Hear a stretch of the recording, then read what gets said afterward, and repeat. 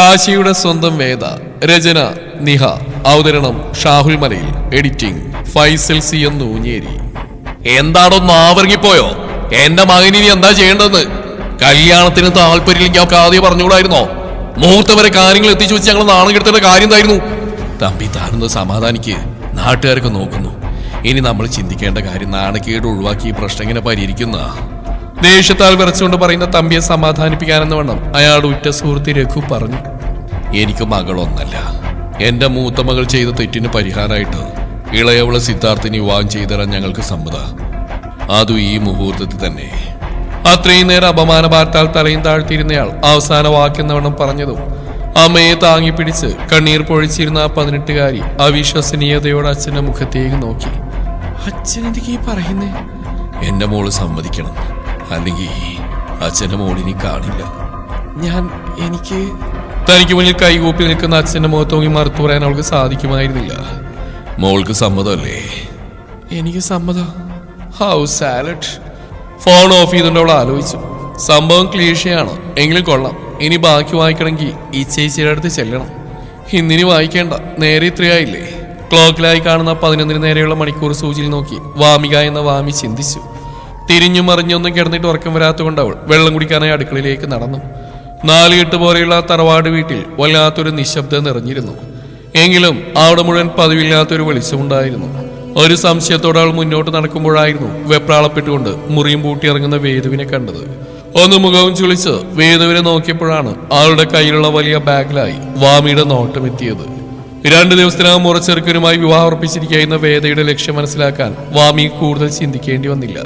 ഈ ചേച്ചി കാറ്റുപോലെ വളരെ നേർത്തു പോയിരുന്ന അവളുടെ സ്വരം. എങ്കിലും വേദയുടെ ശ്രദ്ധ അവൾക്ക് പിടിച്ചു പറ്റാൻ സാധിച്ചിരുന്നു.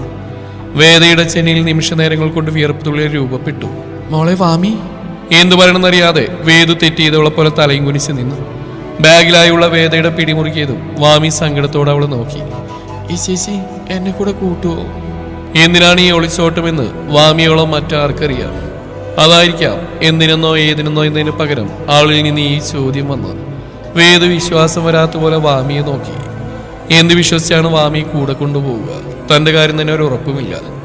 എന്തൊക്കെയാണെങ്കിലും തറവാട്ടിൽ അവൾക്ക് ചായാനൊരിടമുണ്ട്. ഭക്ഷണത്തിനോ വസ്ത്രത്തിനോ ഇന്നേവരെ ഒരു കുറവുണ്ടായിരുന്നില്ല. തനിക്ക് അങ്ങനെ ഒരു ജീവിതം അവൾക്ക് നൽകാൻ കഴിയുമോ? ഈ ചേച്ചി പ്ലീസ് എന്നെ കൂടെ ഇവിടുന്ന് കൊണ്ടുപോകും. എവിടേക്കാണെങ്കിലും ഞാൻ വരാം. ചേച്ചി കൂടെ ഇല്ലെങ്കിൽ എനിക്കിവിടെ പിടിച്ചിരിക്കാൻ കഴിയില്ല. ചിലപ്പോ ഈ ചേച്ചിയുള്ള ദേഷ്യത്തിൽ ഇന്ദ്രേട്ടൻ എന്നെ താലി കെട്ടും. വിതുമ്പിക്കൊണ്ട് പറയുന്ന തന്റെ കുഞ്ഞനുജിത്തിയെ ഇനിയും വേദക്ക് അവഗണിക്കാനാവുമായിരുന്നില്ല. വേദോളെ വാരി പുണർന്നു. ശരി, ഇവിടുന്ന് പോയാൽ ഇനിയുള്ള നമ്മുടെ ജീവിതം എങ്ങനെയായിരിക്കും എനിക്ക് ഉറപ്പ് പറയാനാവില്ല. എങ്കിലും എൻ്റെ കുഞ്ഞിന് എനിക്ക് പറ്റുന്ന പോലെ നല്ലൊരു ജീവിതം ഞാൻ തരും. പക്ഷെ ഒരിക്കലും ഇനി ചെറുക്കൽ വീട്ടിലേക്ക് ഒരു തിരിച്ചു മടങ്ങൽ ഉണ്ടാവില്ല. വളരെ നേർത്തു പോയതെങ്കിലും അവളുടെ സ്വരം ഉറച്ചതായിരുന്നു. വാമി മുഖവും തുടച്ച് വേദയുടെ മുഖത്തേക്ക് നോക്കി. മോള് വേഗം ചെയ്യുന്ന ആവശ്യമുള്ള എല്ലാ സർട്ടിഫിക്കറ്റ്സും കുറച്ച് ഡ്രസ്സും പാക്ക് ചെയ്തിട്ട് വാ. പിന്നെ നീ ഭക്ഷണം കഴിച്ചില്ലേ? ഇല്ല, എനിക്ക് വയ്യാത്തോണ്ട് ഞാൻ കഴിച്ചില്ലായിരുന്നു. എന്തേ ചേച്ചി? അത് പിന്നെ പറയാം. വേറെ ആരും ഫുഡ് കഴിക്കാത്തില്ലല്ലോ? ഒരു സംശയത്തോടെ വേദയെ നോക്കി വാമി ഇല്ലെന്ന് തലയാട്ടിയതും വേദയുടെ മുഖത്ത് സമാധാനം നിറഞ്ഞു. എങ്കിലും എന്റെ വാമി വേഗം ചെന്ന് പാക്ക് ചെയ്യ. വാമി വേഗം മുറിയിലേക്ക് നടന്നു. വേദു ആളിലായുള്ള തങ്ങളുടെ കുടുംബചിത്രത്തിലേക്ക് നോക്കി നിന്നു. ഇത് വേദലക്ഷ്മി എന്ന വേദു. ചെറുക്കൽ തറവാട്ടിൽ ചന്ദ്രശേഖരന്റെയും മാലതിയുടെയും 2ാമത്തെ മകൾ. ഒരേ ഒരു ചേട്ടൻ വൈഭവ്, ഭാര്യ മന്യ വൈഭവ്, പിന്നെ ഒരു അനിയത്തി വാമിക. ചന്ദ്രന്റെ സഹോദരങ്ങളൊക്കെയും തൊട്ടടുത്ത് തന്നെയാണ് താമസവും. ഇപ്പോഴും 80-ലെ അടിമത്തത്തിലും തൊട്ടുകൂടായ്മയിലും പുരുഷാധിപത്യത്തിൽ നിന്നും ഇതുവരെ വണ്ടി കിട്ടാത്തൊരു കൂട്ടം മനുഷ്യർ. ആ ചിത്രത്തിലേക്ക് നോക്കവേ അതാണ് വേദയുടെ മനസ്സിൽ വന്നത്. വേദയുടെ ബികോം കോഴ്സ് കഴിഞ്ഞ് ഇപ്പൊ റിസൾട്ട് കാത്ത് നിൽക്കുകയായിരുന്നു. ആയിടക്കാണ് വീട്ടുകാരുടെ നിർബന്ധപ്രകാരം ചന്ദ്രന്റെ സഹോദരി ലതികയുടെ മകൻ ഇന്ദ്രനുമായി അവളുടെ വിവാഹം ഉറപ്പിച്ച്. സഹോദര സ്ഥാനത്ത് കണ്ടവനെ ഒരിക്കലും ഭർത്താവിന്റെ സ്ഥാനത്ത് കാണാൻ കഴിയില്ലെന്നും തനിക്കിനിയും പഠിക്കണമെന്നൊക്കെയും പലതവണ പറഞ്ഞെങ്കിലും അവളുടെ വാക്കിന് പുല്ലുവിലയായിരുന്നു ചെറുക്കൽ വീട്ടിൽ. ഇനി ഇന്ദ്രനോട് പറയാനാണെങ്കിൽ അച്ഛൻ ചന്ദ്രന്റെ മറ്റൊരു വേർഷനാണ്. മെയിൽ ഷോവനിസം കണ്ടുപിടിച്ച താനാണെന്ന മറ്റുള്ളവന്റെ പെരുമാറ്റം വേദയ്ക്ക് തീരെ താല്പര്യമില്ല. അങ്ങനെ ഒരാളുടെ കൂടെ ജീവിച്ചാൽ താൻ മറ്റൊരു മാലിന്യായി തീരുമെന്ന് അവൾക്കറിയാം. ഇന്ദ്രനെ കുറിച്ചവർക്ക് അവളുടെ ചുണ്ടുകൾ പുച്ഛത്താലൊന്ന് കോടി. തന്റെ ജീവിതമാണ്, ഇനി ഇവരൊക്കെ പേടിച്ചെന്നാൽ നഷ്ടം തനിക്ക് മാത്രമാണ്. ആ ബോധ്യം നന്നായി ഉള്ളതുകൊണ്ടാണ് പിന്നെ യുവാത്തിനെ സമ്മതിച്ച മട്ടിൽ അഭിനയിച്ച് ഇപ്പോൾ ഇങ്ങനെ ഒരു ഒളിച്ചോട്ടം. ഒരു നെടുവീർപ്പോടെ ഓർത്തപ്പോൾ തന്നെയാണ് പുറകിൽ നിന്ന് രഹസ്യം പോലെ ഈ ചേച്ചി എന്ന് വിളിച്ച് വാമി വന്ന് തിരിഞ്ഞു നോക്കിയപ്പോൾ ക്ലോസപ്പിന്റെ പരസ്യം കണക്കി ചിരിച്ചു വരുന്നവളെ കാണെ വാമി അവളെ നിന്ന് ഒഴിഞ്ഞു നോക്കി. കഴുത്തിലെ 3 മാല മുതൽ അരപ്പട്ടയും കൈകൾ നിറയെ വളയും കെട്ടി ഇരുകാലിലും കൊലുസുമുണ്ട്. ഇപ്പോൾ കണ്ടാൽ ശരിക്കും ജ്വല്ലറി പരസ്യത്തിന് പോസ് ചെയ്യുന്ന പോലെയുണ്ട്. എന്റെ ഫാമി, നീ എന്തിനാ ഈ സ്വർണ്ണമൊക്കെ എടുത്തിട്ടേക്കുന്നേ? ഇതൊക്കെ എടുത്ത അച്ഛന് നല്ല ദേഷ്യം വരും, നിനക്കറിയില്ലേ? വരട്ടെ, നല്ല ദേഷ്യം വരട്ടെ, എന്നിട്ട് ഭ്രാന്താവട്ടെ.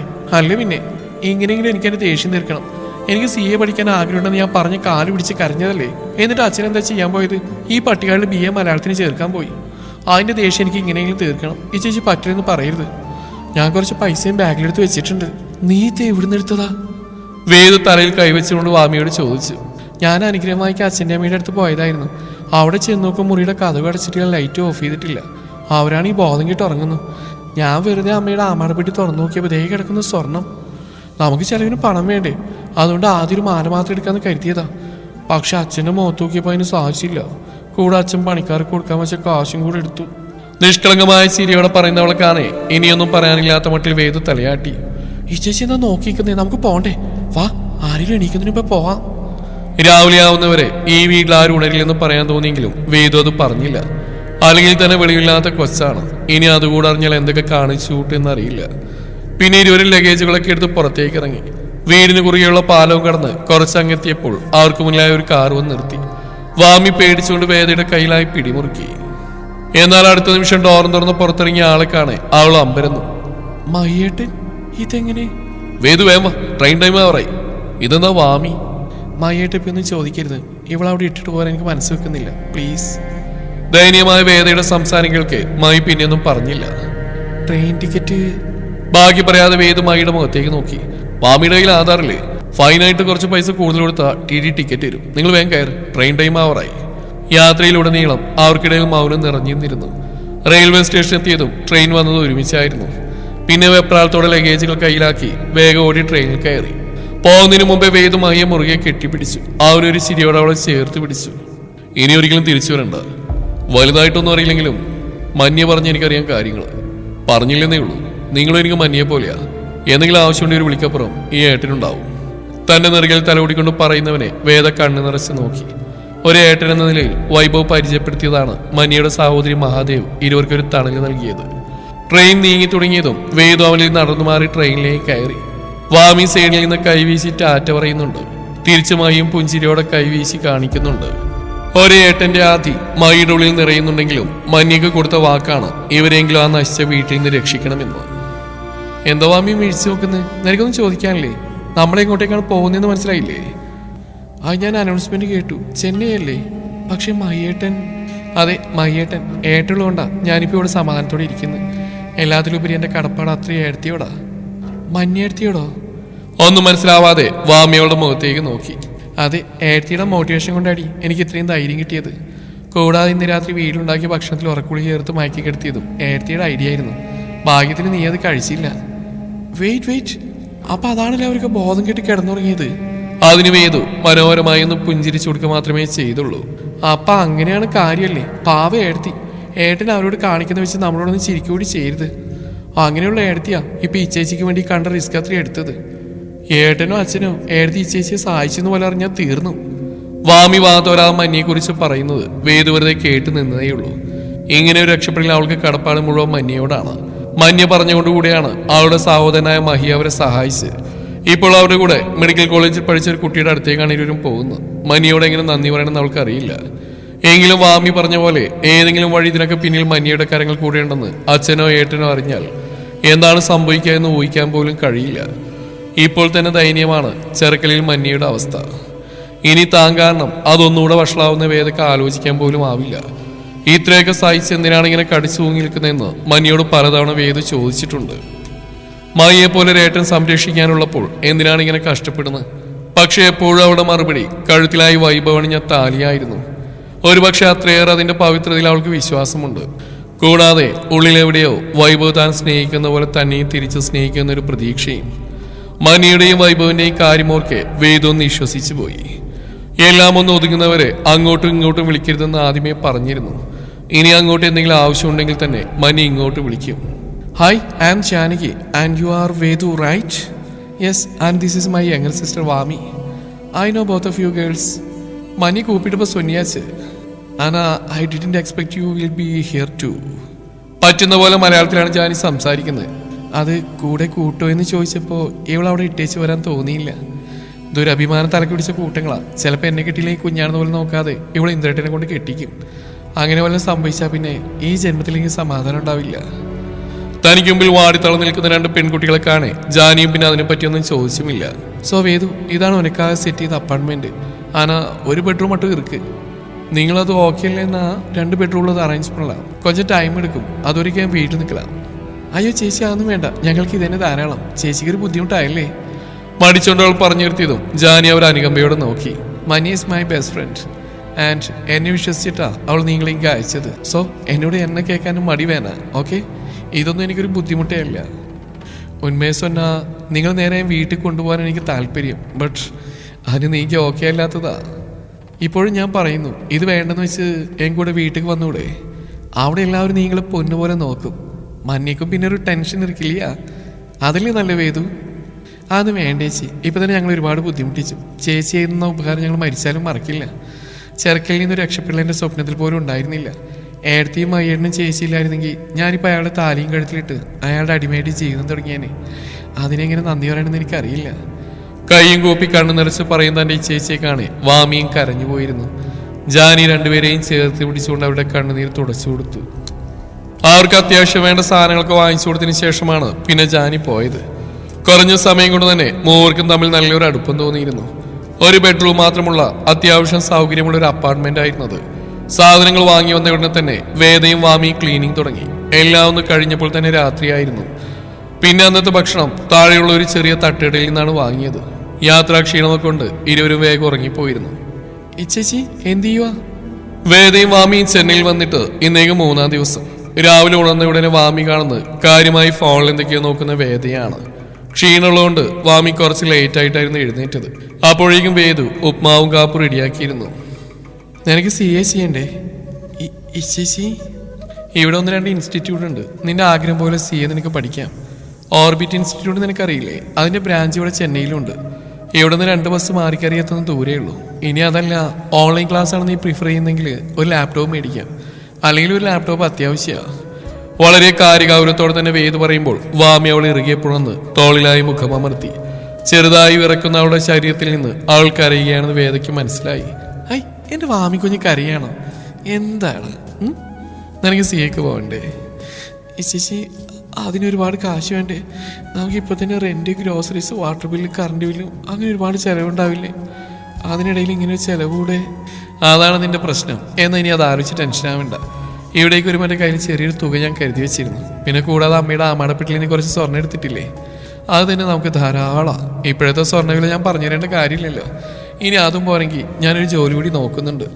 ഇങ്ങോട്ട് വരുമ്പോൾ ആഡ് കണ്ടിട്ട് ഞാൻ ഒരു ഏജന്റിന് മെസ്സേജ് ഇട്ടിരുന്നു. അയാളൊന്ന് വൈകിട്ട് ചെല്ലാൻ പറഞ്ഞിട്ടുണ്ട്. ചെറിയൊരു ജോലിയാണെങ്കിൽ കൂടെ നമുക്ക് പട്ടിണിയില്ലാതെ ജീവിച്ചു പോകാൻ അത് മതി. പിന്നെ സൈഡ് ബിസിനസ്സായിട്ട് എന്തെങ്കിലും തുടങ്ങുകൂടെ ചെയ്താൽ നമുക്കിവിടെ സുഖമായിട്ട് ജീവിച്ചു പോകാം. ഇപ്പം എൻ്റെ വാമിയുടെ എല്ലാ സംശയം തീർന്നില്ലേ? താങ്ക് യു സോ മച്ച് ചേച്ചി, യു ആർ ദി ബെസ്റ്റ്. നീ ഇന്ന് കൊഞ്ചാ വേഗം പോയി ഭക്ഷണം കഴിച്ച് മാറ്റിക്കേ. ഓർബിറ്റിൽ നിന്നൊരു മാം വിളിച്ചിരുന്നു. ആ ഒരു പുതിയ ബാച്ച് തുടങ്ങി. സോ ഇന്ന് തന്നെ പോയി നിന്നെ ചേർക്കണം. ഫീസിന് EMI ഓപ്ഷൻ ഉണ്ടെന്ന് പറഞ്ഞിട്ടുണ്ട്. പക്ഷേ എനിക്ക് ജോലി നിലവില്ലാത്തതുകൊണ്ട് അത് പോസിബിൾ ആവില്ല. അല്ലെങ്കിൽ ഇൻട്രസ്റ്റ് കൊടുക്കുന്നതിലും ഭേദം മൊത്തം തുക എടുക്കുന്ന തൽക്കാലം അതിന് ആ പാസ്സാരം വിൽക്കാം. ആദ്യം പണയം വെക്കാന്ന് ഓർത്താ. പിന്നെ ആ ഏജന്റ് കാശ് കൂടെ കൊണ്ടുപോകണമെന്ന് പറഞ്ഞിട്ടുണ്ട്. വേദു പറഞ്ഞു നിർത്തിയതും അനുസരണയുള്ള കുട്ടിയെ പോലെ തലയാട്ടിക്കൊണ്ട് വാമി വേഗം ഉപ്മാവ് തിന്നാൻ തുടങ്ങി. പിന്നെ ഒരു 12 മണിയായപ്പോൾ ഇരുവരും അപ്പാർട്ട്മെന്റ് പൂട്ടി പുറത്തേക്ക് പോയി. ആദ്യം തന്നെ ടൗണിലുള്ള ഒരു ജ്വല്ലറിൽ പോയി ആ പാദസരം വിറ്റു. പിന്നെ നേരെ പോയത് ഓർബിറ്റിലാണ്. അവിടെ എത്തിയപ്പോൾ തൊട്ട് വാമി നിലത്തൊന്നും അല്ലായിരുന്നു. അവളുടെ സന്തോഷം വേദയുടെ മനസ്സ് നിറച്ചു. ഫൗണ്ടേഷൻ ക്ലാസ് ഇന്നോട്ട് തുടങ്ങുന്നതുകൊണ്ട് അവിടുത്തെ ടീച്ചർ വാമിയോട് ഇന്നോട്ട് ക്ലാസ്സിൽ കയറാൻ പറഞ്ഞു. വേദകഥ കേൾക്കെ ചെറിയൊരു ടെൻഷൻ തോന്നി. 2 ബസ് കയറി വരണം. വരുന്ന വഴിക്ക് തന്നാൽ അറിയുന്ന പോലെ വാമിക്കെല്ലാം മനസ്സിലാക്കി കൊടുക്കാൻ ശ്രമിച്ചിട്ടുണ്ട്. എങ്കിലും വേദയും ചെന്നൈയിൽ ആദ്യമായിട്ടല്ലേ. വേദയുടെ ടെൻഷൻ മനസ്സിലാക്കി അവിടെയുള്ള ഒരു മലയാള ടീച്ചർ അവിടെ അപ്പാർട്ട്മെന്റിന് അടുത്തുള്ള ഒരു പെൺകുട്ടിയെ അവൾക്ക് പരിചയപ്പെടുത്തിയിരുന്നു. കൂടാതെ ആ മിസ്സു ഏകദേശം ആ റൂട്ടിലുള്ള ഒരു ഫ്ലാറ്റിലാണ് താമസം. വാമിയുടെ കയ്യിൽ ഉച്ചഭക്ഷണത്തിന് യാത്രാ ചെലവിനുമായി അത്യാവശ്യം കാശും കൊടുത്ത് വേദ അവിടുന്ന് യാത്രയായി. അവിടുന്ന് കുറച്ച് യാത്ര ചെയ്തതിനു ശേഷമാണ് വേദ ആ ഏജന്റ് പറഞ്ഞ സ്ഥലത്തെത്തിയത്. പൊടി പിടിച്ച് കിടക്കുന്ന ഒരു ബിൽഡിങ്ങിന് മുമ്പിലായി എത്തിയതും വേദ സംശയത്തോടെ ചുറ്റും കണ്ണോടിച്ചു. അധികാല താമസമൊന്നും ഇല്ലാത്ത പോലൊരു സ്ഥലം. അവിടെ ആകെയുള്ളത് ഇതുപോലെ കുറച്ച് പൊടി പിടിച്ചവും പൊട്ടിപ്പൊളിഞ്ഞുമായിട്ട് 5-6 ബിൽഡിംഗ് ആണ്. ബസ് സ്റ്റോപ്പിൽ നിന്ന് കുറച്ച് ദൂരമുള്ളതുകൊണ്ട് അയാൾ പറഞ്ഞിട്ട് ഓട്ടോയിലാണ് വന്ന് ആ ഓട്ടോക്കാരൻ തിരികെ പോയിരിക്കുന്നു. വേദക്ക് ആകെ ഒരു വശപ്പിശക തോന്നി. എന്തോ ഒരു അപകടം വരാനിരിക്കുന്ന പോലെ. അതിനു മുന്നോടിയായി എന്ന പോലെ വാനവും മൂടിക്കെട്ടി ചെറുമഴത്തുള്ളികൾ ഭൂമിയിൽ പതിക്കുന്നുണ്ട്. ചെറിയൊരു പരിഭ്രാന്തിയോടെ വേദ ഫോൺ കോൾ കയ്യിലെടുത്ത് ജാനിയെ കോൾ ചെയ്തു. റേഞ്ച് ഇല്ലാത്തതുകൊണ്ട് ആ കോള് കണക്ട് ആയതുപോലുമില്ല. ഉനക്ക് വേറെ തേവയാ? വേദ അവിടുന്ന് വേഗം തിരിഞ്ഞടക്കാൻ തുടങ്ങിയപ്പോഴാണ് പുറകിൽ നിന്നൊരു ശബ്ദം കേട്ടത്. തിരിഞ്ഞു നോക്കിയപ്പോൾ കണ്ടു ഒരു ഇളം നിറമുള്ള, കണ്ടാൽ മാന്യനും തോന്നിക്കുന്ന ഒരു മധ്യവയസ്കനെ. Who are you? ഞാൻ ദ ഏജന്റ് ജോസഫ്. ഉനക്ക് വേല വേണ്ട അഴുകി? നീങ്ക മലയാളി അഴുകിതാനേ.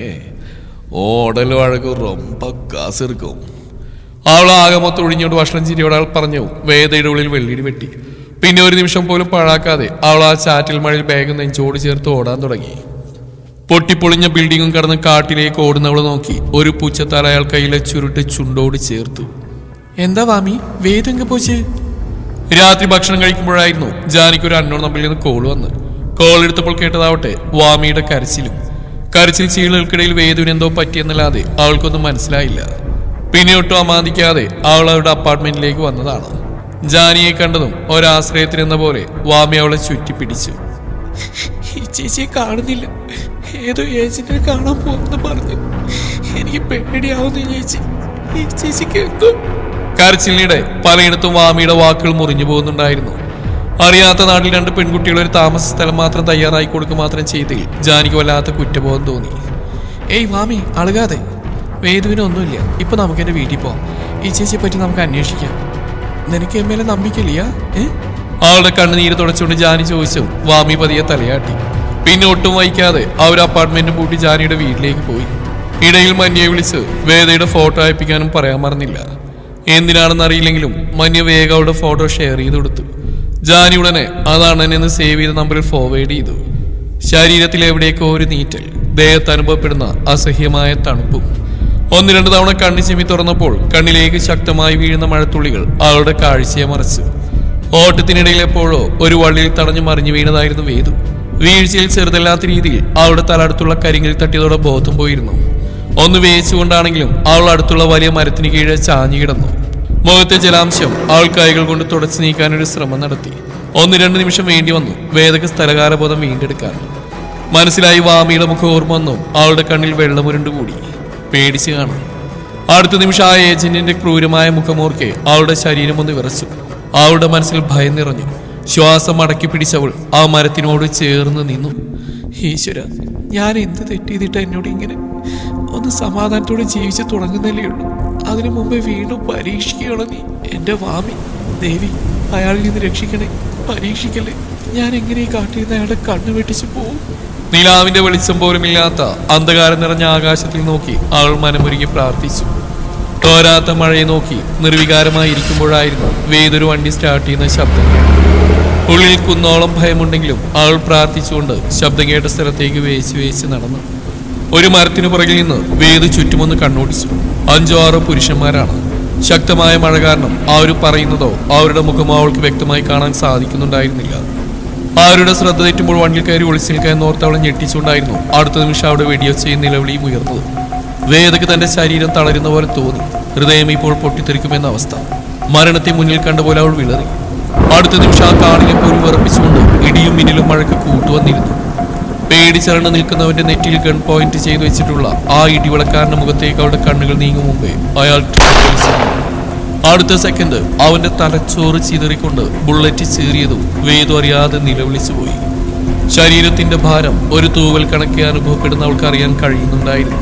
കണ്ണുകളിൽ ഇരുൾമൂടി അവൾ നിലത്തേക്ക് മറിഞ്ഞു. സർ പ്ലീസ്, എന്നൊന്നും പണിടാക്കെ. ശരി, ഉന്നനാ ഒന്നും പണ്ണ മാട്ടേ, നീ പോയിട്. വിശ്വാസം വരാത്ത മട്ടിൽ അവൻ ചോദിച്ചു. വ്യോം ഇടി വള ഉയർത്തി കൂടെയുള്ള സബോർഡിനേറ്റ്സിനെ നോക്കിയൊന്ന് കണ്ണു ചിമ്മി.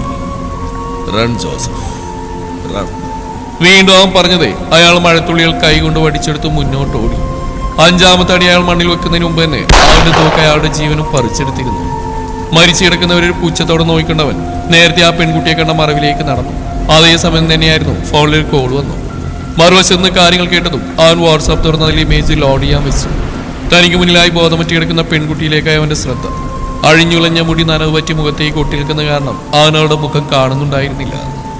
നനഞ്ഞൊട്ടിയ കുർത്തി ദേഹത്തോട് ഒട്ടിപ്പിടിച്ച് നിൽക്കുന്നതാണ് അവനവളുടെ ശരീരത്തിൽ നിന്ന് കണ്ണുവെട്ടിച്ചു. കുനിഞ്ഞവൾക്കരികിലായി നിന്നപ്പോഴേക്കും ഫോണിലെ ഇമേജ് ലോഡായിരുന്നു. ഫോണിലെ ഫോട്ടോയിൽ നിന്ന് കണ്ണെടുത്ത് ആ പെൺകുട്ടിയുടെ മുഖത്തുള്ള മുടിയിഴകൾ അവൻ പതിയെ ചൂണ്ടുവിരൽ കൊണ്ട് അവിടെ ചെവിക്ക് പുറകിലായി ഒതുക്കി കൊടുത്തു. അവന്റെ നോട്ടം ആദ്യം പതിഞ്ഞത് നനവാർന്ന ചെഞ്ചുണ്ടിലേക്കാണ്. അവിടെ നിന്ന് കണ്ണവരുടെ മുഖം മൊത്തമായി അലയവേ അവന്റെ കണ്ണുകളിലെ തിളക്കമൊന്ന് കൂടി. ഫോണിൽ ജാനി അയച്ച ഫോട്ടോയിലെ പെൺകുട്ടിയാണ് മുന്നിൽ മയങ്ങിക്കിടക്കുന്നതെന്ന് ഉറപ്പായതോടെ അവൻ അവളെ തോളിലേക്കിട്ട് അവന്റെ താറ് ലക്ഷ്യമാക്കി നടന്നു. തലക്ക് വല്ലാത്ത ഭാരം തോന്നിയപ്പോഴാണ് വേദുപതിയെ കണ്ണു തുറന്നു. കണ്ണിലേക്ക് സൂര്യപ്രകാശം തുളച്ചേറിയതും അവൾ 1-2 തവണ കണ്ണ് ചിമ്മി തുറന്നു. കാഴ്ചയിലെ മങ്ങൽ പൂർണ്ണമായും വിട്ടുമാറിയതും വേദു ആദ്യം കണ്ടത് ആ കൈകളായിരുന്നു. ഇടിവളയിട്ട തൃശൂലം പച്ചകുത്തിയ അതേ കൈകൾ, ഇന്നലെ തനിക്ക് മുമ്പിൽ ജീവനെടുത്ത കൈകൾ. കൺമുമ്പിൽ ആ കൊലപാതകം വീണ്ടും കണ്ടതുപോലെ അവളിൽ നിന്നൊരു നിലവിളിയേർന്നു. ഈ ചേച്ചി നിനക്ക് അറിയുന്നേ, വേദനിക്കുന്നുണ്ടോ? തന്നെ കെട്ടിപ്പുണർന്ന് ആവലാതിയോടെ ചോദിക്കുന്ന വാമിയുടെ ശബ്ദമാണ് ആളെ ബോധത്തിലേക്ക് കൊണ്ടുവന്നത്. വാമിയെ കണ്ടപ്പോൾ വേദക്കുണ്ടായ ആശ്വാസം ചെറുതല്ല. ഇതേ സമയം വേദയൊന്ന് മൊത്തമായി നോയിക്കൊണ്ട് ആ ഒരുവൻ ആ മുറിയിൽ നിന്നിറങ്ങി. അതേ സമയം തന്നെയായിരുന്നു ജാനി മുറിയിലേക്ക് കയറിയത്.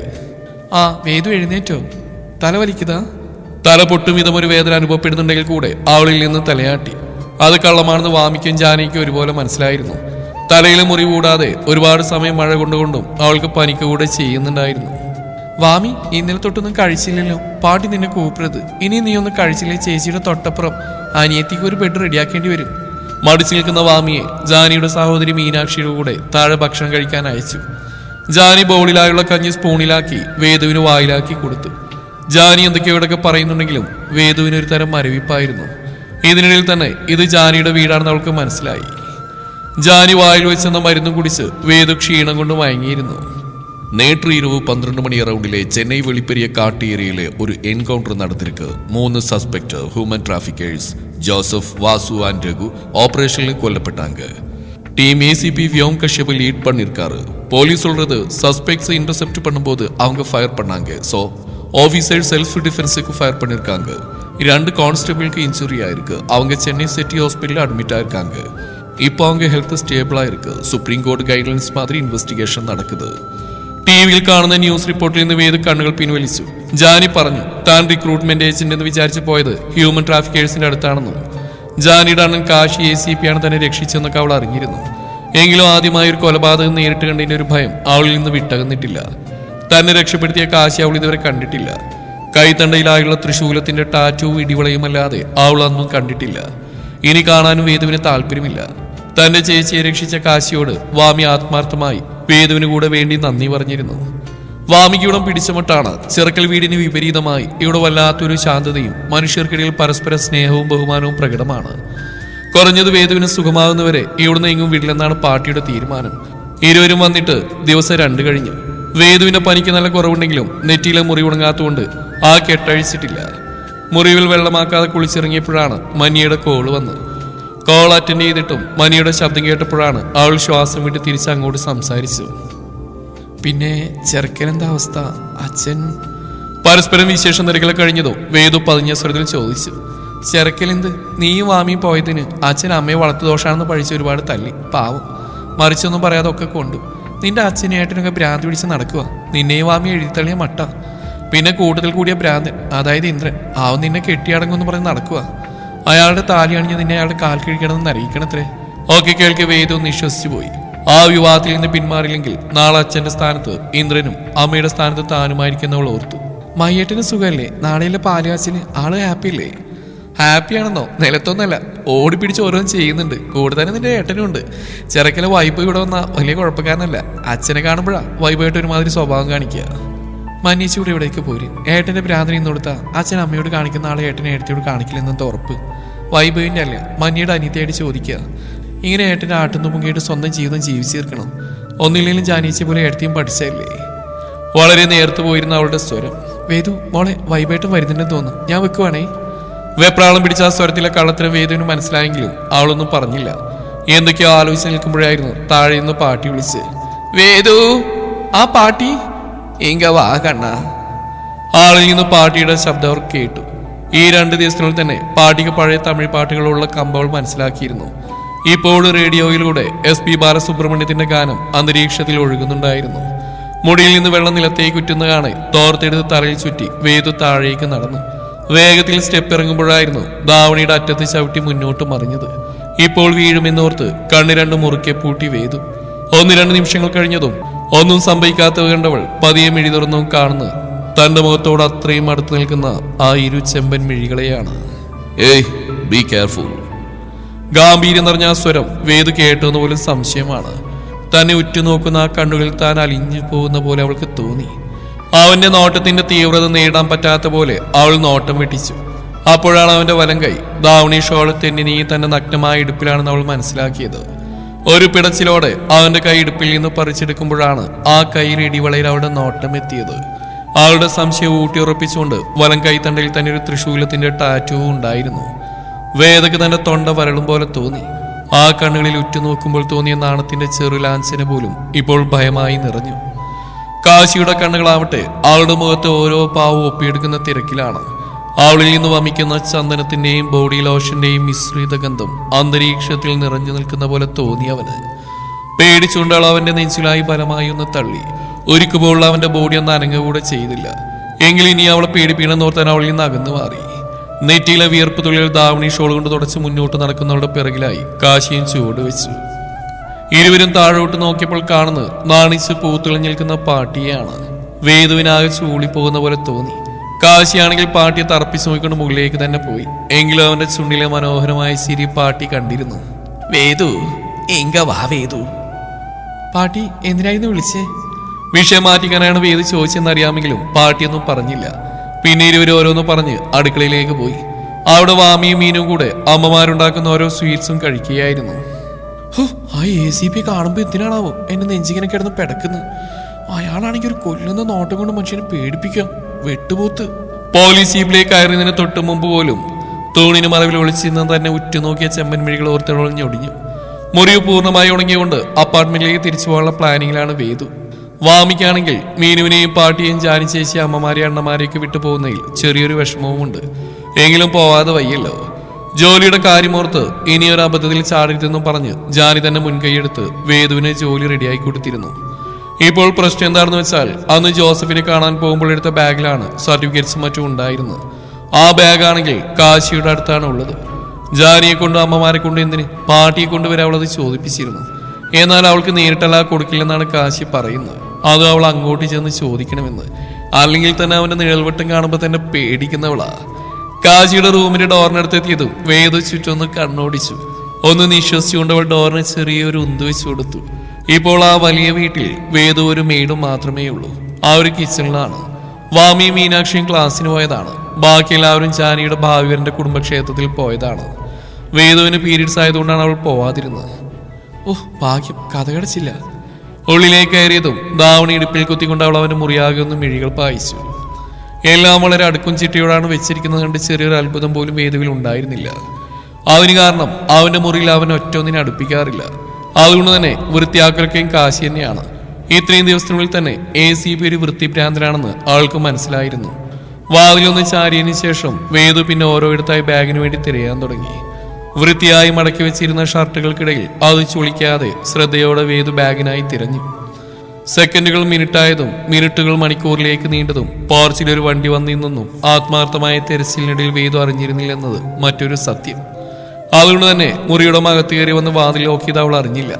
അവസാനത്തെ ഷെൽഫും തുറന്ന് അതിലില്ലെന്ന് കാണെ വേദുവിന്റെ മുഖത്ത് നിരാശ പടർന്നു. ഒരു തളർച്ചയോടെ അവൾ അവന്റെ ബെഡിലേക്ക് കൈയും കാലും വിടർത്തി കിടന്നു. മിഴികളടച്ച് ഇനി എന്തെന്നോർത്തവൾ ധാവണി ഷോൾ എടുത്ത് മുഖത്തേക്ക് വീശി. ഈശ്വര, എന്ത് ചൂടാ! സ്വയമേ പറഞ്ഞു തീരും മുമ്പേ ACയുടെ തണുപ്പ് അന്തരീക്ഷത്തിൽ നിറഞ്ഞു. വാവ്!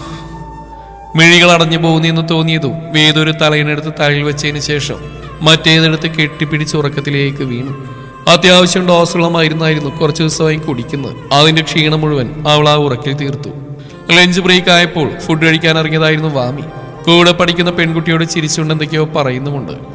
റോഡും കടന്ന് ക്യാനിൽ കയറാൻ പോകുമ്പോഴായിരുന്നു ഓപ്പോസിറ്റ് സൈഡിൽ നിന്നൊരു വണ്ടികൾക്ക് മുമ്പിലായി വന്നു നിർത്തിയത്. സംശയത്താൽ മുഖം ചൊളിച്ചു നിൽക്കുന്നവളെ ഞെട്ടിച്ചുകൊണ്ടായിരുന്നു ഡ്രൈവർ സീറ്റിൽ നിന്ന് ഇന്ദ്രൻ ഇറങ്ങി വന്ന്. കൂടെ കോ ഡ്രൈവർ സീറ്റിൽ നിന്ന് വൈഭവും. ഒരു നിമിഷം പേടിച്ചറിഞ്ഞെങ്കിലും വാമി റോഡിൽ ശ്രദ്ധിക്കാതെ തിരിഞ്ഞോടാനൊരു ശ്രമം നടത്തി. വെപ്രാളം നിറഞ്ഞ ഓട്ടത്തിനുള്ളിൽ ചീറിപ്പാഞ്ഞു വരുന്ന ലോറി അവളുടെ ശ്രദ്ധയിൽ പതിഞ്ഞില്ല. അടുത്ത നിമിഷം തന്നെ വാമിയുടെ നിലവിളി അന്തരീക്ഷത്തിൽ നിറഞ്ഞു നിന്നു. അമ്മാ! ഒരു നിലവിളിയോടെ വേദു ഉറക്കത്തിൽ നിന്ന് എഴുന്നേറ്റു. കണ്ടത് സത്യമോ മിഥ്യയോ എന്ന് തിരിച്ചറിയാൻ അവൾ കുറച്ച് സമയങ്ങളെടുത്തു. ചെന്നൈയിൽ നിന്നൊഴുകുന്ന വിയർപ്പ് തുള്ളികൾ തുടച്ചുകൊണ്ട് അവൾ കട്ടിൽ നിന്ന് ചാടി എഴുന്നേറ്റു. വാമിയെ കാണാതെ ആ ശബ്ദമൊന്നും കേൾക്കാതെ ഇനിയൊരു സമാധാനം വേദുവിന് കിട്ടില്ല. മുറിയിൽ നിന്നിറങ്ങാൻ നേരമാണ് വാഷ്റൂം ഡോർ തുറന്ന് കാശി പുറത്തേക്ക് വന്നത്. സത്യം പറഞ്ഞാൽ അപ്പോഴാണ് വേദുവിന് താൻ ഇത്രയും സമയം അവന്റെ മുറിയിൽ കിടന്നുറങ്ങിയതാണെന്ന് ഓർമ്മ പോലും വന്നത്. യോ ദേവി കാത്തോളനെ. പെർമിഷൻ ഇല്ലാതെ മുറിയിൽ കയറിയതും പോരായിട്ട് ഉറങ്ങുകൂടെ ചെയ്തിരിക്കുന്നു. നിനക്ക് വയ്യ വേദു. ACP ഇപ്പൊ കാര്യവാരി നിലത്തിരിക്കുന്ന തോന്നുന്നു. കയ്യിലെ ഞെട്ടും പൊട്ടിച്ചുകൊണ്ട് എന്തൊക്കെയോ ആലോചിച്ചു കൂട്ടുന്നവളെ കാണെ കാശിയുടെ കണ്ണവളെ ഒന്ന് മൊത്തത്തിൽ നോക്കി. അലസമായിട്ടിരിക്കുന്ന ധാവണി കണ്ണുറങ്ങിയത് കൊണ്ടോ എന്തോ ചെറുതായി കലങ്ങിയിട്ടുണ്ട്. മുടി അഴിഞ്ഞുളിഞ്ഞ് കിടപ്പാണ്. കാല് നിലത്തുറക്കാത്ത പോലെ വിറപ്പിക്കുന്നുണ്ട്. നെറ്റിയിൽ നിന്ന് വിയർപ്പ് തുള്ളികൾ കിഴഞ്ഞ് കവിളിലൂടെ കഴുത്തും കടന്ന് ബ്ലൗസിലേക്ക് ഒളിക്കുന്നത് കാണെ അവൻ അവളിൽ നിന്ന് കണ്ണു വെട്ടിച്ചു. സാർ. അവനൊന്നും പറയുന്നില്ലെന്ന് കാണെ വിറച്ചുകൊണ്ടാണെങ്കിലും വേദം വിളിച്ചു. കൂടെ പൊക്കോട്ടെ എന്നൊരാക്ഷനും. തമിഴ് കേട്ടാൽ വലുതായിട്ട് അല്ലെങ്കിൽ മനസ്സിലാവും. പക്ഷെ ഒരു വാചകം തികച്ചു പറയാൻ അറിയില്ല. കൈകൊണ്ട് ആക്ഷൻ ഇടുന്നവളുടെ ഉദ്ദേശം മനസ്സിലായി. എങ്കിലും ഒന്നും അറിയാത്ത പോലെ അവൻ ഗൗരവത്തോടെ അവൾ നോക്കി പുരികമുയർത്തി. അത് ഞാൻ പൊക്കോട്ടെ. Hey, what are you doing in my room? Sorry sir, അത് ബാഗ്. ഓ, അപ്പൊ നീ ഇങ്ങ തിരിട വന്നിരിക്ക കള്ളി. മീശയും പിരിച്ച് ഗൗരവത്തോടെ പറയുന്നവരിൽ വേദുവിന്റെ കണ്ണുകളുടക്കി. ആദ്യം പറഞ്ഞ് മനസ്സിലായില്ലെങ്കിലും അവസാനം കള്ളി എന്ന് വിളിച്ച വേദുവിന് നന്നായി കൊണ്ടു. ഞാൻ കള്ളിയൊന്നുമല്ല, ഞാൻ എടുക്കാമെന്ന എന്റെ സ്വന്തം ബാഗാ. അപ്പൊ അതെങ്ങനെ മോഷണാവും? ഉള്ളിൽ കുമിഞ്ഞുകൂടുന്ന ഭയത്തെ ഒളിപ്പിച്ചുകൊണ്ട് സ്വൽപ്പം ചൊടിയോടെ തന്നെ വേദു ചോദിച്ചു.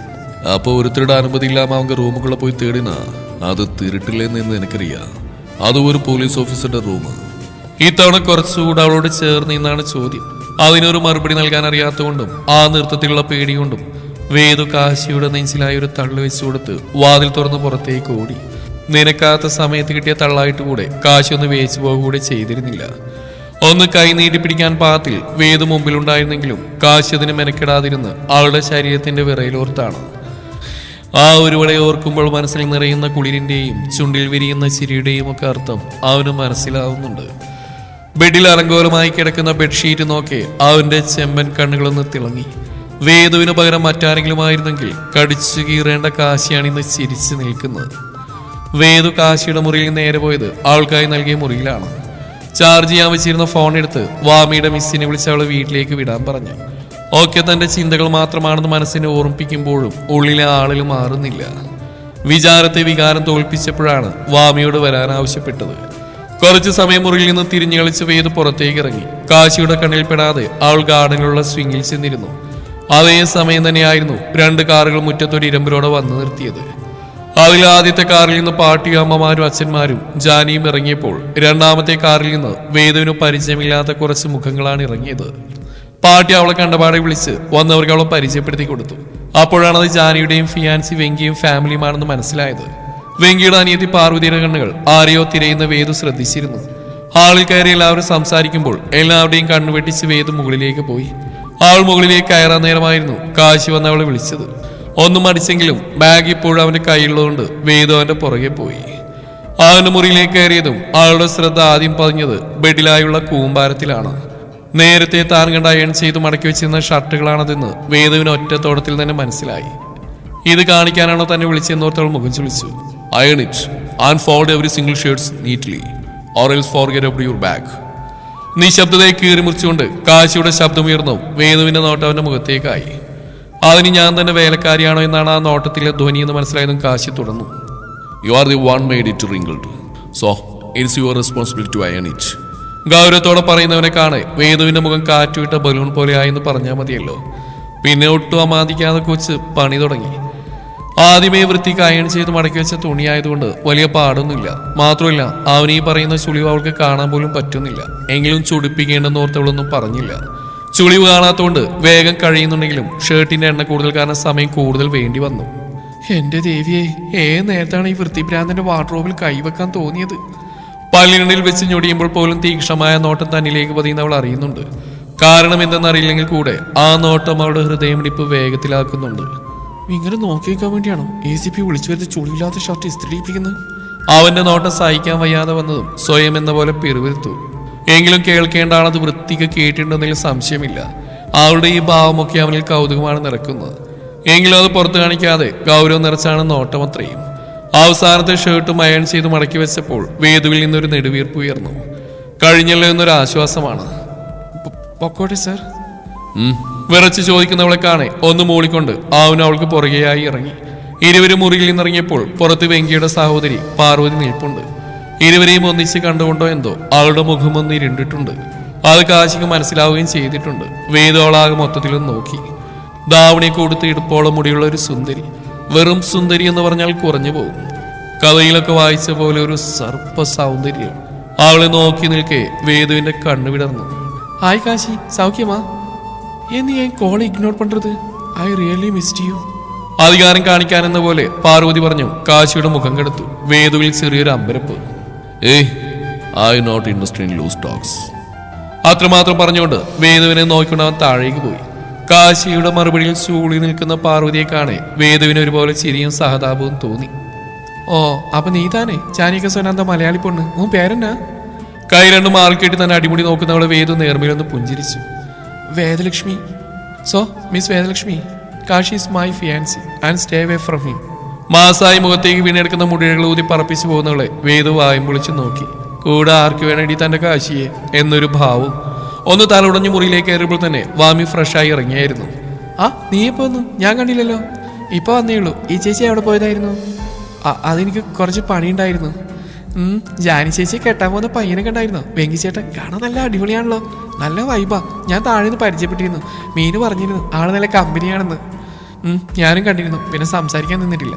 പിന്നെ ACBയുടെ ഫിയാൻസി വന്നിട്ട് എന്തൊക്കെയോ പറഞ്ഞിട്ട് പോയി. കാശിയുടെ അതിന് ഫിയാൻസി ഇല്ലല്ലോ, വെങ്കി ചേട്ടൻ്റെ പെങ്ങളെയാണ് ചേച്ചി പറയുന്നത്. ആ കോച്ചി പറഞ്ഞല്ലോ ഫിയാൻസി ആണെന്ന്. ആദ്യമായി കാണുന്ന ഒരാളുടെ കള്ളം പറയേണ്ട കാര്യം ആ കുട്ടിക്കില്ലല്ലോ. എന്നോട് മീന് പറഞ്ഞു വെച്ച് ആ ചേച്ചി, അതായത് പാർവതി ചേച്ചി കാശിയേട്ടന് ഇഷ്ടമാണ്. ജാനി ചേച്ചിയുടെയും വെങ്കിയേട്ടൻ്റെയും കല്യാണത്തിനൊപ്പം തന്നെ ആ ചേച്ചിയുമായിട്ട് കാശിയേട്ടൻ കല്യാണം നടത്താൻ ആ ഒരു പ്രപ്പോസലായിട്ട് വന്നിരുന്നു. പക്ഷേ കാശിയേട്ടൻ സമ്മതിച്ചില്ല. പക്ഷേ ആ ചേച്ചിക്ക് അതൊന്നും മനസ്സിലാവില്ല പോലും. കാശിയേട്ടൻ്റെ പുറകെ ഇങ്ങനെ നടക്കുക. ചിലപ്പോൾ കാശിയേട്ടൻ ചേച്ചി സെറ്റാവുന്ന ഓർത്തിട്ടായിരിക്കും അവരങ്ങനെയൊക്കെ പറഞ്ഞ്. ഒന്ന് നിർത്തിക്കുക വാമി, ചെറിയ വായിൽ വലിയ വർത്താനൊന്നും വേണ്ട കേട്ടോ. അവരുടെ നല്ല മനസ്സുകൊണ്ടാ സ്വന്തം പോലെ കണ്ട് നമ്മളെ ചേർത്ത് പിടിക്കുന്നത്. അങ്ങനെയുള്ളപ്പോൾ ഇങ്ങനെയൊക്കെ ചിന്തിക്കുന്നതേ നന്ദിയേടാ. എന്തൊക്കെയാലും അവരൊരു കുടുംബ, അവർ തമ്മിലുള്ള കാര്യത്തിൽ തലയിടാൻ നമ്മൾ ആരുമല്ല. ആലോചനയോടെ വാമി പറഞ്ഞിരുത്തു മുമ്പേ വേദു അവളെ ശാസിച്ചു. അങ്ങനെ ദിവസങ്ങൾ മുന്നോട്ട് പോയി. അന്ന് രാത്രി തന്നെ വേദുവിന് അവളുടെ ബാഗ് കാശി തിരികെ നൽകിയിരുന്നു. ബാഗ് കിട്ടിയ 2-ാം ദിവസം തന്നെ ഇരുവരും അപ്പാർട്ട്മെന്റിലേക്ക് താമസം മാറിയിരുന്നു. പാർട്ടിയെല്ലാവരും ഒരുപാട് നിർബന്ധിച്ചെങ്കിലും വേദുവിന്റെ വാശിയിലാണ് ഈ താമസമാറ്റം. എങ്കിലും ആഴ്ചയിൽ അങ്ങോട്ട് തന്നെ വരണമെന്ന കരാറിലാണ് ഈ പോക്ക്. ഇത്രയും ദിവസം ഉണ്ടായിരുന്ന ബഹളമൊക്കെ മാറിയുള്ള ശാന്തത ഇരുവർക്കും ഒരുപോലെ അന്യമായി തോന്നി. ചെറുക്കലിൽ നിന്ന് വന്നപ്പോൾ പോലും ഉണ്ടാവാതിരുന്ന ഒരുതരം ഹോം സിക്നെസ്. എങ്കിലും ജീവിതം മുന്നോട്ട് പോകും. വാമിക ക്ലാസ്സൊക്കെ പുരോഗമിക്കുന്നുണ്ട്. ക്ലാസ്സിലെ ഒട്ടുമിക്ക കുട്ടികളോടും അവൾ പരിചയമായി. വേദുവിന് പുതിയ ഓഫീസും ജോലിയൊക്കെ ഒരുപാട് ഇഷ്ടമായി. ഇരുവരും ഇപ്പോൾ ചെന്നൈ നഗരത്തിലെ തിരക്കുമായി ഇഴകിച്ചേർന്നു. ഇതിനിടയിൽ കാശിയുമായി വേദുവിന്റെ കണ്ടുമുട്ടലുകൾ കുറവൊട്ടുമില്ല. ഇടയ്ക്കിടയ്ക്ക് ഇങ്ങനെ കാണുന്നതുകൊണ്ടാണോ എന്തോ കാശിയെ കാണുമ്പോൾ ഒരു പിടപ്പൊക്കെയാണ് വേദുവിന്. അത് വെറും ഇൻഫാക്ച്വേഷൻ മാത്രമാണെന്ന് അവൾ സ്വയം അങ്ങ് പഠിപ്പിക്കും. അങ്ങനെ നാളെയാണ് ജാനിയുടെ നിശ്ചയം. സെക്കൻഡ് സാറ്റർഡേ ആയതുകൊണ്ട് വേദുവും വാമിയൊന്നും ഫ്രീ ആയിരുന്നു. രാവിലെ തന്നെ പാർട്ടി ഡ്രൈവർ അയച്ച് ഇരുവരെയും വീട്ടിലേക്ക് കൊണ്ടുവന്നിരുന്നു. ആടെ മുഴുവൻ ബന്ധുക്കൾ നിറഞ്ഞുകൊണ്ട് ആദ്യം ഇരുവർക്കും വല്ലാതെ ചടച്ചിരുന്നു. പിന്നെ അതങ്ങ് ശരിയായി. ജാനി പാർലറിൽ പോയി വന്നപ്പോഴേക്കും ഉച്ച കഴിഞ്ഞിരുന്നു. അപ്പോഴേക്കും മെഹന്തിടാൻ ആർട്ടിസ്റ്റ് വന്നിരുന്നു. നിശ്ചയവും എൻഗേജ്മെന്റ് ഒരുമിച്ച് നടത്തുന്നതുകൊണ്ട് ആർഭാടമായിട്ട് തന്നെയാണ് ആഘോഷം. വാമി മീനും അവിടെ തന്നെ തിരിഞ്ഞു കളിക്കുന്നുണ്ട്. വേദു മെഹന്തി ആർട്ടിസ്റ്റായിട്ട് വന്ന കുട്ടിക്ക് ജ്യൂസുമായിട്ട് മുകളിലേക്ക് സ്റ്റെപ്പ് കയറുമ്പോഴായിരുന്നു ധൃതിയിൽ എവിടേക്കോ പോകാൻ നിന്ന കാശിയുമായി കൂട്ടിമുട്ടിയത്. ഒന്ന് വേച്ച് വീഴാൻ പോയവളെ കാശി നേരെ നിർത്തിയപ്പോൾ കൂടെ ജ്യൂസ് അവന്റെ ദേഹത്തേക്ക് മറിഞ്ഞിരുന്നു. ആളുടെ കയ്യിൽ നിന്ന് നിലത്തേക്ക് വീഴാൻ പോയ ഗ്ലാസ് കാശി കൈകൊണ്ട് പിടിച്ചു. കാക്കിൽ സ്റ്റെയിൻ ആയത് കാണെ വേദു പേടിച്ചുകൊണ്ട് കുർത്തിയുടെ ഷോളുണ്ട് തുടച്ചു കൊടുത്തുകൊണ്ടിരുന്നു. വെപ്രാളപ്പെട്ട് തുടക്കുന്നവളുടെ കയ്യിൽ കാശിയുടെ പിടി വീണു. സോറി, ACP വരുന്ന ഞാൻ കണ്ടില്ല, ഞാൻ വാഷ് ചെയ്ത് തരാം. ദേഷ്യപ്പെടുമോ എന്നൊരു പേടിയുള്ളതുകൊണ്ട് അവളുടെ സ്വരത്തിൽ ഒരു വിറയിൽ നിറഞ്ഞു. സാധാരണ ഷർട്ട് പോലെ അല്ലല്ലോ യൂണിഫോം. കാക്കി സ്റ്റെയിൻ ആക്കിയതുകൊണ്ട് അവന്റെ വായിൽ നിന്ന് കേൾക്കുമെന്ന് അവൾക്ക് ഉറപ്പായിരുന്നു. എന്നാൽ അവൾ ഞെട്ടിച്ചുകൊണ്ട് കാശി ഒന്നും പറഞ്ഞില്ലെന്ന് മാത്രമല്ല, അവളുടെ കയ്യിൽ ഗ്ലാസും കൊടുത്ത് അവൾ നോക്കി കണ്ണും ചിമ്മി വീണ്ടും മുകളിലേക്ക് തന്നെ കയറിപ്പോയി. ഇപ്പോൾ കിട്ടുമെന്നോർത്ത് നിന്നിട്ട് അവനൊന്നും പറയാത്തോർത്ത് അത്ഭുതപ്പെട്ട് തിരിഞ്ഞു നോക്കുമ്പോൾ പാർട്ടി അതിനേക്കാൾ ഞെട്ടിയ മട്ടിൽ കാശി പോയ വഴിയെ നോക്കുന്നുണ്ട്. പാർട്ടിയുടെ നോട്ടം തന്നെ മേലെത്തും മുമ്പേ വേദു കിച്ചണിലേക്ക് വിട്ടു. അതേസമയം തന്നെയായിരുന്നു ജ്യൂസും കൊണ്ടുവരാൻ എന്ന് പറഞ്ഞു പോയ വേദുവിനെ അന്വേഷിച്ച് വാമി ചാടിത്തുള്ളി വന്നത്. വേഗത്തിൽ പടിയിറങ്ങി വരുന്നവരോട് എന്തെങ്കിലും പറയാൻ പാർട്ടി വാതുറക്കും മുമ്പേ വാമി വഴുതി നിലത്തേക്ക് സാഷ്ടാംഗം ചെയ്തിരുന്നു. നടുതല്ലി വീണ വാമി ഊരൊക്കെ കൈയും കൊടുത്ത് എഴുന്നേൽക്കാൻ നേരം മുമ്പിലായി കണ്ടത് ബേജ് കളർ പാന്റ് ഇട്ട ഒരു ജോഡി കാലുകളായിരുന്നു. നോട്ടം മേൽപോട്ട് പോയപ്പോൾ നേവി ബ്ലൂ കളർ ഷർട്ടും കണ്ടു. അതും കഴിഞ്ഞ് കണ്ണവന്റെ മുഖത്തേക്ക് പതിഞ്ഞതും വാമിയുടെ കണ്ണ് മിഴിഞ്ഞു. അതുവരെ മുഖവും ചുളിച്ച് നിലത്ത് നിന്നുരുളുന്നവളെ നോക്കിയവന്റെ മുഖം വാമിയുടെ മുഖം കണ്ടം വിടർന്നു. കൂടെ ചുണ്ടുകൾ വാമിക എന്ന് മൊഴിയുകയും ചെയ്തു. വാമി കണ്ണാ, യോ വാമി നീ വീണോ?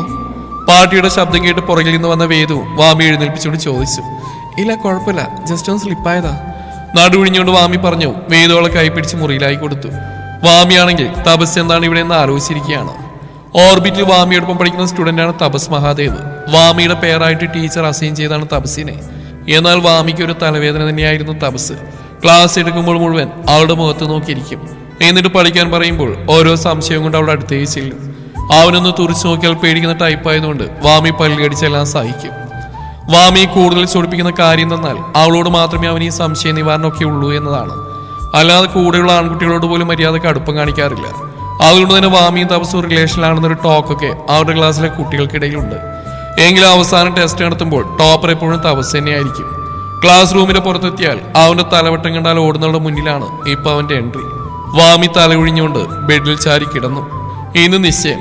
വാമിക്കും വേദുവിനും അവരുടെ ഏകദേശം അളവിൽ ജാനി തന്നെയാണ് ഡ്രസ്സ് എടുത്ത്. മീനുവിനും വാമിക്കും സെയിം ഡിസൈനിൽ ഡിഫറെന്റ് കളർ പാവാടയും ബ്ലൗസുമാണ്. വേദുവിന് ഡാർക്ക് ഗ്രീൻ ആൻഡ് ഗോൾഡൻ കോമ്പിനേഷനിൽ ഹാഫ് സാരിയാണ് വാങ്ങിച്ചത്. മഞ്ഞ് രാവിലെ തന്നെ വിശ്വസ് പറഞ്ഞ് വിളിച്ചിരുന്നു. കൂടെ അച്ഛനീന്ദ്രനൊക്കെ എന്തൊക്കെയോ സംശയങ്ങളുണ്ടെന്നും പറഞ്ഞു. ഉള്ളിൽ ചെറിയൊരു ടെൻഷൻ ഉണ്ടെങ്കിലും വേദു എല്ലാം വളരെ എൻജോയ് ചെയ്തിരുന്നു. കാശിയും ഡാർക്ക് ഗ്രീൻ ഷർട്ടായിരുന്നു ഇട്ടിരുന്നു. പാർവതിയുടെ കണ്ണുകൾ കാശിയിലേക്ക് നീളുന്നു വേദു പലപ്പോഴായി ശ്രദ്ധിച്ചിരുന്നു. മുൻപൊന്നും ഇല്ലാത്തൊരു അസ്വസ്ഥത അവളിൽ അത് കാരണമാക്കി.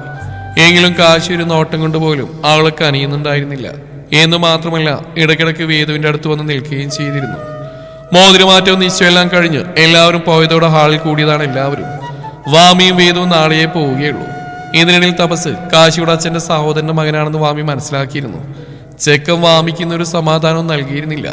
ഓരോന്ന് പറഞ്ഞവളുടെ പുറകിൽ തന്നെയായിരുന്നു ഇന്ന് മുഴുവൻ. ആൾക്കാർ നോക്കുന്നില്ലോ ചോദിക്കുന്നില്ലോ അവനൊരു കുഴപ്പമില്ലായിരുന്നു. എന്നാൽ പെട്ടതായിട്ട് വാമി ഇപ്പോൾ കാശിയുടെ കല്യാണക്കാരൻ സംസാരിക്കുമ്പോൾ അടക്കവും തപസ് വാമിയെ തന്നെ നോക്കിയിരിപ്പാണ്. വാമി ആവട്ടെ അവനെ നോക്കി പേടിപ്പിക്കുകയും ചെയ്യുന്നുണ്ട്. കാശി, ഓനക്കൊരു കല്യാണം പണ്ണ മുടിയില്ലാടാ. അച്ഛനമ്മയും അങ്ങോട്ടും ഇങ്ങോട്ടും കണ്ണു കാണിച്ചു. പറയുന്നില്ലെന്ന് കണ്ട് പാട്ടിയാണ് തുടക്കമിട്ടത്. ആമാ കണ്ണ, ഇനി ലേറ്റ് പണ്ടതൊക്കെ എന്നാ ഇருக்கு. ഇപ്പൊ മനസ്സിൽ ആരാച്ചിരിക്കാങ്കളാ? അമ്മ ചോദിച്ചവിടെ കാശിയുടെ നോട്ടം ജാനിയുടെ അടുക്കൽ സോഫയിൽ ഇരിക്കുന്നവളിലേക്കായി. അവന്റെ നോട്ടം തന്നിലേക്കാണെന്ന് ഉറപ്പുള്ളതുകൊണ്ടാവാം വേദു വെറുതെ പോലും തലകരുത്തി നോക്കിയില്ല. അമ്മ, എനിക്ക് വേദാവ് പിടിച്ചിருக்கு. അവ ഓക്കെ சொல்ற നിമിഷം എപ്പോ എങ്ക വെച്ച് വേണാലും അവളെ കല്യാണം പണ്ണ ഞാൻ റെഡിയാ ഇருக்கு. വേദുവിനെ ഉറ്റുനോക്കിക്കൊണ്ട് പറയുന്നവനെ കാണേ അവിടെ ആർക്കും വലിയ അത്ഭുതം തോന്നിയില്ല. അവനവളുള്ള താല്പര്യം അവിടെ എല്ലാവർക്കും മനസ്സിലായതാണ്. ആരെയും അടുപ്പിക്കാത്ത കാശിയുടെ മനസ്സിൽ വേദുവിന് മാത്രമായുള്ള സ്വീറ്റ് സ്പോട്ട്. വേദുവിനെ കാശിയുടെ പാതിയായി നിലവിൽ കൊടുത്ത് കയറ്റുന്നതിൽ അവിടെ എല്ലാവർക്കും സന്തോഷം മാത്രമാണ്. ഇങ്ങനെ വെട്ടി തുറന്ന് പറയുമെന്ന് വേദു സ്വപ്നത്തിൽ പോലും കരുതിയിട്ടില്ലാത്തതുകൊണ്ടാവാം വേദുവിന്റെ കണ്ണൊന്ന് പിടഞ്ഞു. കൂടെ ഹൃദയം ഇപ്പോൾ പൊട്ടുമെന്ന മട്ടിൽ ഇടിക്കാനും തുടങ്ങി. ഉള്ളിന്റെ ഉള്ളിൽ എന്നോ ACP സ്ഥാനം പിടിച്ചവൾക്ക് മനസ്സിലായിട്ടുണ്ട്. ഉറക്കം കെടുത്തി എത്രയെത്ര രാത്രികൾ. തന്നിൽ മാത്രം ഉറ്റുനോക്കുന്ന ആ ചെമ്പൻ കണ്ണുകളിൽ അലിഞ്ഞു ചേരാൻ മോഹമില്ലാഞ്ഞിട്ടല്ല. ഈ വീട്ടുകാരോട് താൻ ചെയ്യുന്ന ഒരു ചതിയാവുമോ അതെന്നൊരു അപകർഷതാബോധം. തലയും താഴ്ത്തി പിടിച്ച് കയ്യിലൊക്കെ ഇട്ടുമുട്ടിക്കുന്നവരുടെ ഇരുകൈകളും ചാനി കൈക്കുള്ളിലാക്കി. നീ എതുക്ക് പാനിക്കാവത് വേദു, റിലാക്സ്. ഏ അണ്ണന് ഉന്നെ ரொம்ப പിടിക്കും. I know it from his eyes. The way he look at you. ഇവിടെ എല്ലാവർക്കും നീ അണ്ണന്റെ പാർട്ണറായിട്ട് വരുന്നതിൽ സന്തോഷം മട്ടുന്നതാ. ആനാ ആരും എന്നെ ഫോഴ്സ് ചെയ്യില്ല. It's your life and it's your choice. അത്രയും പറഞ്ഞുകൊണ്ട് ജാനി വേദുവിനൊന്ന് പുണർന്നാകുന്നു. എല്ലാവരുടെയും നോട്ടം അത്രയും വേദുവിലാണ്. അവളുടെ മറുപടി അറിയാനുള്ള ക്യൂരിയോസിറ്റി. ഇപ്പോൾ ഏറ്റവും സന്തോഷം വാമിക്കാണ്. കാശി വേദുവിനെ പൊന്നുപോലെ നോക്കുമെന്നതിൽ അവൾക്ക് ഒരു തുള്ളി സംശയം പോലും ഇല്ല. എനിക്ക് കുറച്ച് ടൈം വേണം. സമ്മതമാണെന്ന് ഹൃദയം മുറിവിളി കൂട്ടുമ്പോഴും നാവ് ചതിച്ച് പുറത്തു വന്ന അത്രമാത്രമാണ്. ലജ്ജ കൊണ്ട് വേദുവിന്റെ കവിൾ തുടുത്തു. എല്ലാവരിൽ നിന്നും ചുവന്ന മുഖം ഒളിപ്പിച്ചുകൊണ്ട് തലയും കുനിച്ച് നിൽക്കുന്നവളെ കാണെ കാശിയുടെ ചുണ്ടൊന്ന് വിടർന്നു. നെഞ്ചോടടക്കി പിടിച്ച ആ മൂക്കിൻ തുമ്പിലും തുടുത്ത കവിളുകളിലും ചെഞ്ചുണ്ടിലുമൊക്കെയും അത്തരം അമർത്താനുള്ള ആവേശമാണ് മനസ്സിനുള്ളിൽ അത്രയും. മെയ്യും മനവും ഒരുപോലെ അവളെ കൊതിക്കുന്നത് പോലെ. ഒരു വെള്ളിയാഴ്ച ദിവസം സന്ധ്യാനേരം ഓഫീസിൽ നിന്നിറങ്ങിയതും വേദു നേരെ ചെന്ന് മറീന ബീച്ചിലേക്കാണ്. കാശി കാണുമെന്ന് പറഞ്ഞ് മെസ്സേജ് ഇട്ടിരുന്നു. ഒരു ചെറിയ ഡേറ്റിംഗ് പോലെ, പരസ്പരം കൂടുതൽ അറിയാൻ വേണ്ടി. അതിലും ഉപരി ഒളിച്ചളി നിർത്തി വേദുവിനെ നേരിട്ട് കാണാൻ. അന്ന് നിശ്ചയത്തിന്റെ അന്നാണ് കാശി അവസാനമായി വേദുവിനെ കണ്ടത്. അന്നു മുതൽ കാശിയുടെ നിഴൽവട്ടം കാണുമ്പോൾ അവൾ മുങ്ങി. ഒടുക്കം നമ്പർ കണ്ടുപിടിച്ച് കാശി വിളിച്ചപ്പോൾ സംസാരിക്കാൻ പോലും വേദുവിനും വെപ്രാളം. ഒടുക്കം കാശി തന്നെയാണ് ഇങ്ങനെ ഒരു ഡേറ്റ് സജസ്റ്റ് ചെയ്ത്. സാരിയുടെ മുന്താണി ഒതുക്കി പിടിച്ച് വേദു അവിടെയുള്ള ഒരു ബെഞ്ചിലായിരുന്നു. കാശി വരാൻ പറഞ്ഞതിൽ അരമണിക്കൂർ മുമ്പേ തന്നെ വേദു അവിടെ എത്തിയിരുന്നു. ഒരു കറുപ്പ് കോട്ടൺ സാരിയാണ് വേഷം. മുടി അലസമായി പുറകിലേക്ക് പിന്നി വെച്ചിട്ടുണ്ട്. കഴുത്തിലായി നേരിയൊരു സ്വർണത്തിന്റെ ചെയിൻ, വലം കൈയിൽ പാട്ടി പൂജിച്ചു കൊടുത്ത ചരടും. കടലിലെ തിരയെണ്ണിയുള്ള ഇരിപ്പിൽ വേദുവിന്റെ മനസ്സ് മുഴുവൻ അവളുടെ ACP ആയിരുന്നു. അവനെക്കുറിച്ചുള്ള ഓർമ്മകൾ വേദുവിന്റെ ഹൃദയത്തിൽ മഞ്ഞു വീഴ്ത്തി. അടിവയറ്റിൽ ചിത്രശലഭങ്ങൾ ചിറകിട്ടടിക്കും പോലെ ഒരു അനുഭൂതി. പെട്ടെന്നാണ് തിരയെണ്ണിയിരുന്നവരുടെ കണ്ണിൽ നിന്ന് സാഗരത്തെ മറക്കാൻ ഒരു ശ്രമം നടത്തിക്കൊണ്ടൊരാൾ മുന്നിൽ വന്ന് തല ഉയർത്തി നോക്കിയ വേദുവിന്റെ കണ്ണുകൾ തുറിച്ചു. ഇന്ദ്രേട്ടൻ. ആളുടെ ചുണ്ടുകൾ പതിയെ മൊഴിഞ്ഞു. അപ്പൊ നീ എന്നെ മറന്നിട്ടില്ല അല്ലടി? നീ എന്തെഴുതിയേ? കല്യാണത്തിലേന്ന് ഓടിപ്പോ ഞാൻ നിന്നെ തേടി വരില്ലെന്നോ? നിന്റെ തന്തയെ പോലെ ഞാനും വെറും ഉണ്ടാക്കനാണെന്നോ? എങ്കിൽ നിനക്ക് തെറ്റി. എന്നെ നാട്ടുകാർക്ക് മുമ്പിൽ നാണം കെടുത്തി പോയ നിന്റെ കരച്ചില് അതേ നാട്ടുകാരെ കേൾപ്പിച്ചില്ലെങ്കിൽ ഇന്ദ്രൻ അല്ലാതാവണം. കേട്ടോടി. കേട്ടാൻ അറക്കും വിധം വാക്കുകൾ അവളെ വിളിച്ചുകൊണ്ട് ഇന്ദ്രൻ അവൾക്ക് നേരെ കൈ ഉയർത്തി. എന്നാൽ അത് വേദുവിന്റെ കവിളിൽ പതിയും മുമ്പേ ഇടിവളയിട്ട തൃശൂലം പച്ച കുത്തിയ ഒരു കൈ വന്ന് തടഞ്ഞിരുന്നു. കലിയോടെ ഇന്ദ്രൻ തലയിരിച്ച ആ കൈകളുടെ ഉടമയിലേക്ക് നോട്ടം തെറ്റിച്ചു.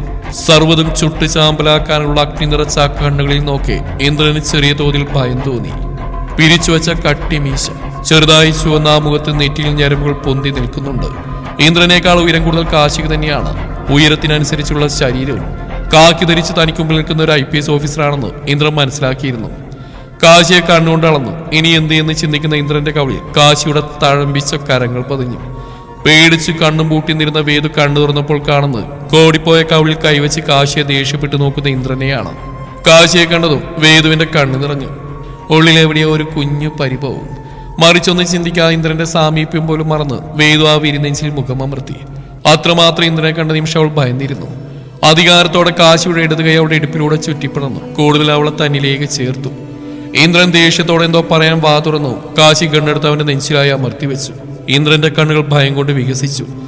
ഇന്ദ്രനോട് മിണ്ടരുത് എന്ന മട്ടിൽ ആക്ഷൻ ഇട്ട് കൂടെ ഉണ്ടായിരുന്ന കോൺസ്റ്റബിളിനെ കൈകാട്ടി വിളിച്ചു. ആ വിളിയുടെ അർത്ഥം മനസ്സിലായതുപോലെ അവർ വന്ന് ഇന്ദ്രനെ വിലങ്ങ് വെച്ച് കൊണ്ടുപോയി. ഇന്ദ്രന് വേണ്ടിയുള്ള കാത്തിരിപ്പിലായിരുന്നു കാശിയും. വേദുവിനെ കൊണ്ട് അവനെതിരെ സ്റ്റോക്കിംഗ് കേസും അസാൾട്ട് കേസും ഫയൽ ചെയ്യിപ്പിച്ചിരുന്നു. ഇന്ദ്രനായി വേദുവിന്റെ അടുക്കൽ വന്നുകൊണ്ട് അതിന്റെ പ്രൊസീജിയേഴ്സ് കുറച്ചുകൂടി എളുപ്പമായി. ഇത് മാത്രമല്ല, ചിറക്കലിൽ പാരമ്പര്യമായി നടത്തിക്കൊണ്ടുപോകുന്ന ബിസിനസ്സിലെ തിരിമറിയൊക്കെയും കാശിയുടെ സുഹൃത്ത് കേരളത്തിലെ പോലീസ് ഓഫീസർ പുറത്തുകൊണ്ടുവന്നിരുന്നു. ഫ്രോഡ് കേസിൽ ഇപ്പോൾ ചന്ദ്രൻ അകത്താണ്. ബിസിനസ്സിലെ നഷ്ടവും അച്ഛന്റെ അറസ്റ്റും ഒക്കെ കൂടെ വൈഭവിനെ ഹാൻഡിൽ ചെയ്യാൻ പറ്റുന്നുണ്ടായിരുന്നില്ല. അതിന്റെ ദേഷ്യം മുഴുവൻ മനിയോട് കാണിച്ചോടെ അവളും ചിറക്കലിൽ നിന്ന് എല്ലാം അടുത്ത് ഇറങ്ങിപ്പോയി. വേദുവിനും വാമിക്കും ചിറക്കലെ പ്രശ്നങ്ങളെല്ലാം അറിയുമെങ്കിൽ കൂടെ അതിന് പിറകിൽ കാശിയാണെന്ന് അറിയില്ലായിരുന്നു.